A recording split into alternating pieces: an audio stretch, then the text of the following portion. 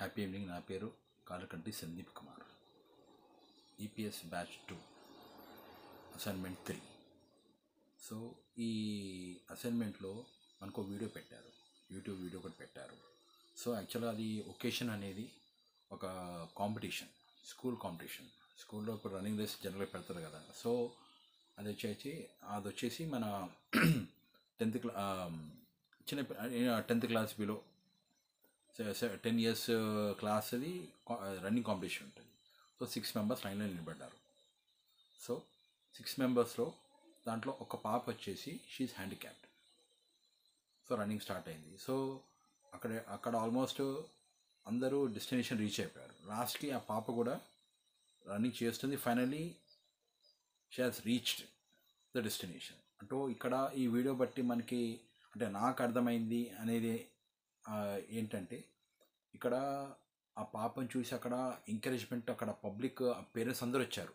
Almost అక్కడ ఉన్న parents అంతా ఆమెను ఎంకరేజ్మెంట్ చేస్తున్నారు, పరిగెత్తాలి అని, జస్ట్ రీచ్ అవ్వాలి. అంటే ఇక్కడ విన్నింగ్, ఓడిపోవడం గెలవడం అని కాదు. ఇక్కడ finally she has reached destination.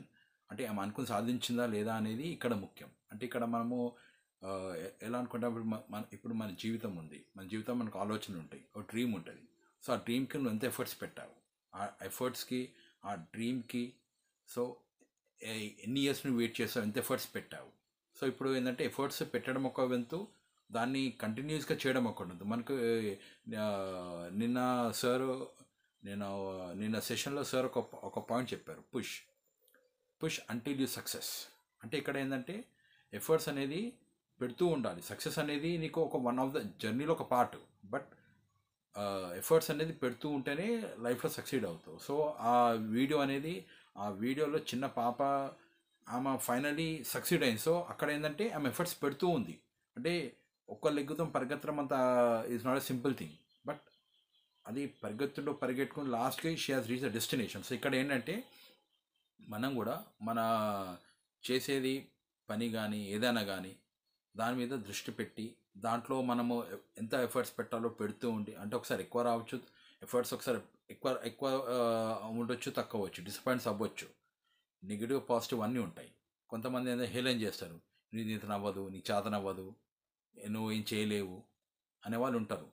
అన్నా కూడా అది పాజిటివ్ వేలో తీసుకుంటే ఒక లెక్క ఉంటుంది. సో పాజిటివ్ వేలో తీసుకుని ముందుకెళ్తేనే నువ్వు సక్సీడ్ అవ్వగలుగుతావు. అక్కడే ఒక చెప్పాక ఆగిపోయావు అనుకో, అప్పుడు నువ్వు పెట్టిన ఎఫర్ట్స్ అంతా అక్కడ ఆగిపోతాయి. కాబట్టి మన చేసేది అనేది ఎఫర్ట్స్ పెడుతూ ఉండాలి. Finally you will reach the success అంటే ఏంటి, నువ్వు అనుకునేది సాధించావు లేదా, ఫైనలీ ద రిజల్ట్.